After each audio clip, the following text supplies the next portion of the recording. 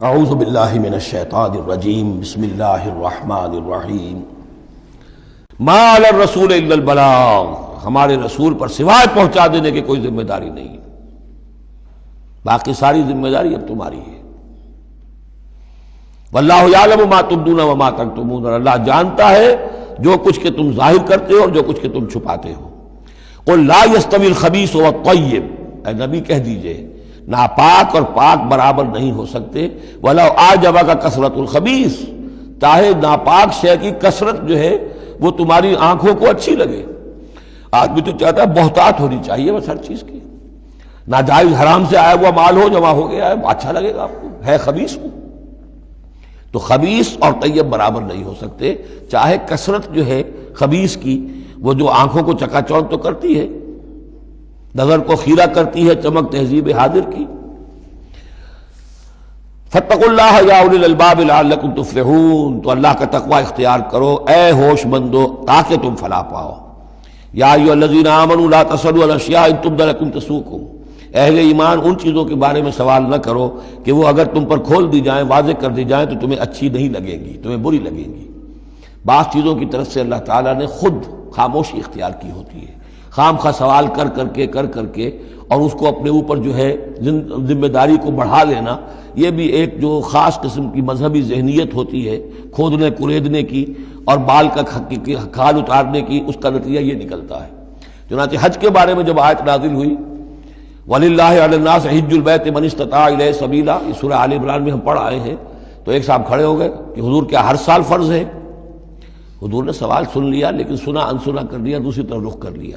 اب وہ ادھر تشریف لے آئے، حضور کیا ہر سال فرض ہے؟ حضور نے پھر جو ہے اس سے اغماض برتا، پھر آپ نے رخ موڑ لیا، تیسری مرتبہ پھر آپ ناراض ہوئے کہ دیکھو اگر میں ہاں کہہ دوں تو قیامت تک کے لیے ہر سال حج فرض ہو جائے گا۔ جس چیز کے اندر اللہ تعالیٰ نے اجمال رکھا ہے اس میں تمہاری اس میں بہتری ہے، جو شخص ہر سال کر سکتا ہو کرے، لیکن یہ کہ فرضیت جو ہے اس کے ساتھ ہر سال کی قید اللہ نے نہیں لگائی۔ تم سوال کر کے اپنے لیے تنگی پیدا کر لو، جیسے وہ گائے کے بارے میں کیسا رنگ ہو اور کیا اس کی عمر ہو اور کیسی گائے ہو، یہ ساری چیزیں اسی طرح کی ہیں۔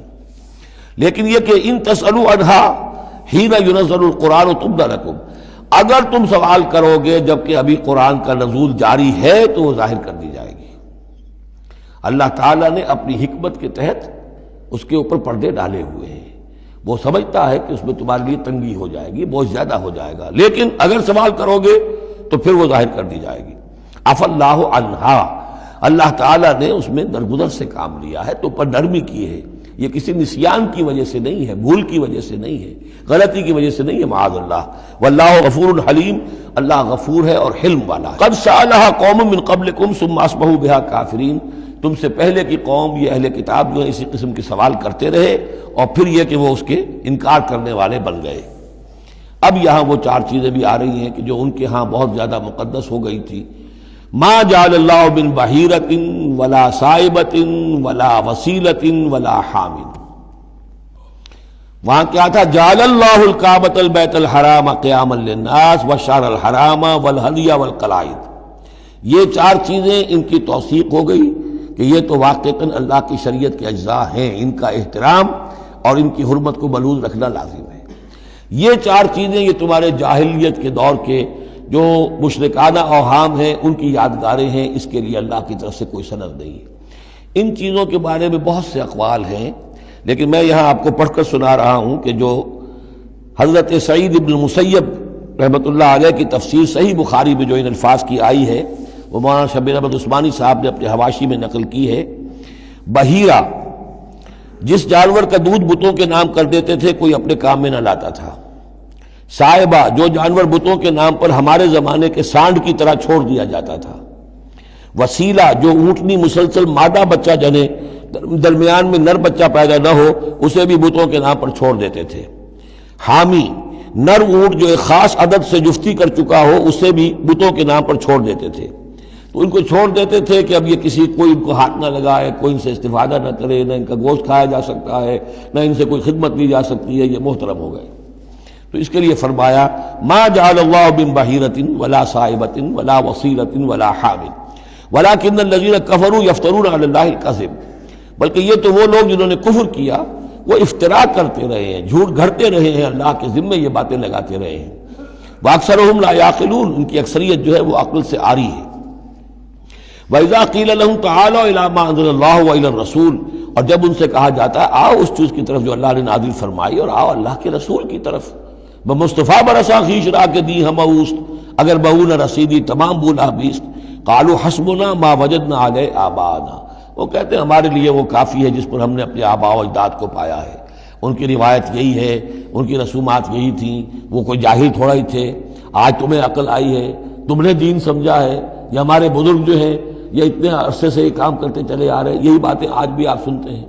کسی رسم کو آپ کہیں کہ بھائی کوئی سند نہیں ہے اس کی دین میں، نہ کہیں صحابہ کے یہاں اس کا وجود تھا، لیکن یہ کہ کوئی چھوڑنے کو تیار نہیں ہے۔ اولو کان آباؤہم لا یعلمون شیئا ولا یہتدون، خواہ ان کے آباء و اجداد جو ہیں ایسے رہے ہوں کہ نہ انہیں کوئی علم حاصل ہوا ہو، نہ ہی وہ ہدایت پر ہوں۔ جیسے تم مخلوق ہو اللہ کی، وہ بھی مخلوق تھے۔ جیسے تم غلط کام کر سکتے ہو اور غلط آراء قائم کر سکتے ہو، ویسے وہ بھی غلط کار ہو سکتے تھے۔ یا ایھا الذین آمنوا علیکم انفسکم لا یضرکم من ضل اذا اہتدیتم، یہ بھی بہت اہم آیت ہے اور اس کے ساتھ ایک واقعہ موجود ہے۔ لفظی ترجمہ یہ ہے کہ اے لوگو، اے وہ لوگو جو ایمان لائے ہو، تم پر ذمہ داری ہے صرف اپنی جان کی، اپنی ذات کی۔ لا یضرکم من ضل، جو گمراہ ہو جائے کوئی اور، وہ تمہیں کوئی نقصان نہیں پہنچا سکتا۔ اذا اہتدیتم، جبکہ تم ہدایت پر ہو۔ الی اللہ مرجعکم جمیعا فینبئکم بما کنتم تعملون، اللہ ہی کی طرف تم سب کو لوٹ کر جانا ہے اور وہ تمہیں بتا دے گا جو کچھ کہ تم کرتے رہے تھے۔ اس آیت کا ایک غلط مفہوم جو ہے وہ دور صحابہ ہی میں سے بعض لوگوں نے نکال لیا کہ دعوت اور تبلیغ کی کوئی ذمہ داری نہیں ہے، ہر ایک پر ذمہ داری اپنی ہے، کوئی کیا کرتا ہے اس سے مجھے کیا بحث۔ دیکھو قرآن میں لکھا ہوا ہے یا ایھا الذین آمنوا علیکم انفسکم، مجھے اپنا عمل درست رکھنا ہے، باقی کوئی اور غلط کام کرتا ہے میں خام خواہ اسے روکوں ٹوکوں ناراضی مول لوں، نہیں عن المنکر امر بالمعروف، اس کی کوئی ذمہ داری نہیں ہے۔ قرآن کہہ رہا ہے علیکم انفسکم لا یضرکم من ضل اذا اہتدیتم، اگر تم ہدایت کے اوپر ہوگے، صحیح راستے پر ہوگے، تو کوئی کتنا ہی گمراہ ہو جائے اس کا تمہیں کوئی نقصان نہیں۔ تو حضرت ابوبکر رضی اللہ تعالیٰ عنہ نے پھر خطبہ دیا باقاعدہ کہ لوگوں میں دیکھ رہا ہوں کہ تم اس آیت کا مطلب غلط سمجھ رہے ہو۔ مطلب تو یہ ہے کہ تمہاری ساری تبلیغ اور کوشش امر بالمعروف نہی عن المنکر کے باوجود کوئی شخص گمراہ رہتا ہے تو اس کا تم پر کوئی وبال نہیں۔ یہ بار بار ہم پڑھ چکے ہیں۔ لا تسألوا عن اصحاب الجحیم، اے نبی آپ سے کوئی باز پرس نہیں ہوگی جہنمیوں کے بارے میں کہ یہ کیسے ہو گیا ہے محمد کہ ہم نے آپ کو بھیجا اور پھر بھی یہ قوم جو ہے جہنم میں چلی گئی۔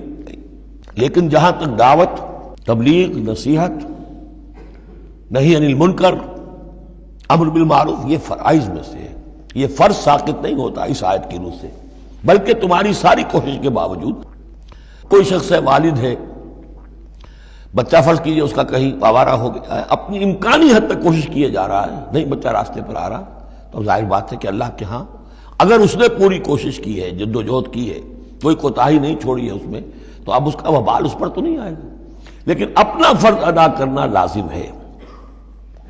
یا ایھا الذین آمنوا علیکم انفسکم لا یضرکم من ضل اذا اہتدیتم الی اللہ مرجعکم جمیعا فینبئکم بما کنتم تعملون، تو تم سب کو لوٹ کر جانا ہے اللہ ہی کی طرف اور پھر وہ تمہیں جتلا دے گا جو کچھ کہ تم کرتے رہے تھے۔ صدق اللہ العظیم۔